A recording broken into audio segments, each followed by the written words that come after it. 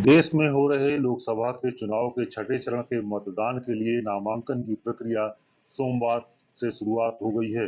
नामांकन से पहले ही प्रयागराज के इलाहाबाद संसदीय सीट के इंडिया गठबंधन के साझा उम्मीदवार कांग्रेस प्रत्याशी और यूपी के पूर्व कैबिनेट मंत्री उज्जवल रमण सिंह ने अपना नामांकन दाखिल किया। नामांकन दाखिल करने से पहले उज्जवल रमण सिंह सुबह संगम के लेटे हनुमान मंदिर में दर्शन पूजन किया और आशीर्वाद भी मांगा। इसके बाद उन्होंने कलेक्ट्रेट पहुंचकर कांग्रेस प्रत्याशी के तौर पर नामांकन पत्र दाखिल किया। नामांकन में कांग्रेस और सपा के कई वरिष्ठ नेता मौजूद रहे। उज्जवल रमण सिंह 2004 से 2007 तक तत्कालीन मुलायम सिंह यादव की सरकार में कैबिनेट मंत्री रह चुके हैं, जबकि अखिलेश यादव सरकार में दर्जा प्राप्त मंत्री भी थे। इलाहाबाद संसदीय सीट पर उनका मुकाबला पूर्व गवर्नर और पूर्व विधानसभा स्पीकर स्वर्गीय केसरीनाथ त्रिपाठी के बेटे नीरज त्रिपाठी से है। नामांकन के बाद उज्जवल रमण सिंह ने कहा है कि पार्टी ने उन पर जो भरोसा जताया है उस पर वह पूरी तरह से खरा उतरने की कोशिश करेंगे।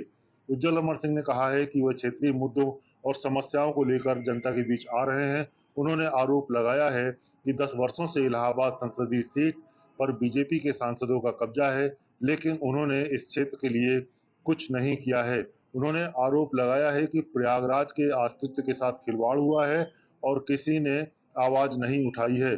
उज्जवल रमण सिंह ने कहा है कि प्रदेश के बीजेपी की जो सरकार है और केंद्र में बीजेपी की सरकार है, लेकिन नैनी के जो इंडस्ट्रियल एरिया है उस पर कोई भी नया कल कारखाना नहीं लगा है, जो कि उद्योग से पहले लगे थे और बंद भी कगार पर पहुंच गए हैं। उन्होंने कहा है कि सपा मुखिया मुलायम सिंह यादव ने 3 पावर प्लांट यमुना पार इलाके में लगवाए थे, जबकि अखिलेश यादव ने नैनी इलाके में राज यूनिवर्सिटी सरस्वती हाईटेक सिटी की सौगात दी थी।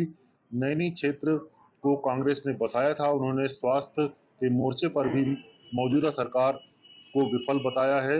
उन्होंने कहा है कि गंभीर बीमारियों तो व्यवस्था तक नहीं है। आज भी गंभीर बीमारियों के मरीज लखनऊ दिल्ली इलाज के लिए जाते हैं और उन्हें इलाज के लिए दूर जाना पड़ता है।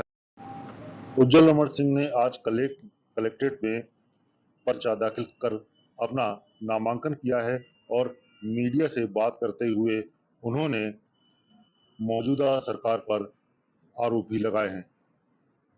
जनता से अपील करेंगे कि भारी मतदान में हिस्सा लें, भारी मतदान करें और जो इस तरीके से देश पिछले 10 सालों में चला है इसके विरोध में मतदान करें। जो नीति और कार्यक्रम भारतीय जनता पार्टी के थे वो पूंजीवाद के थे, वो पूंजीवाद को बढ़ावा देना चाहते थे।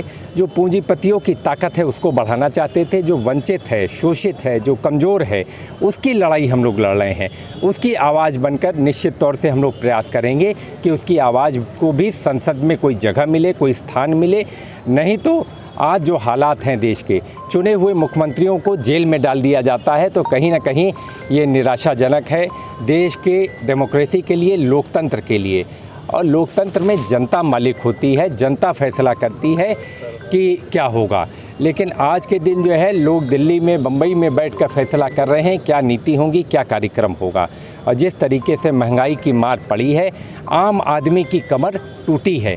आम आदमी आज अपने को ठगा सा महसूस कर रहा है, बेसहाय महसूस कर रहा है।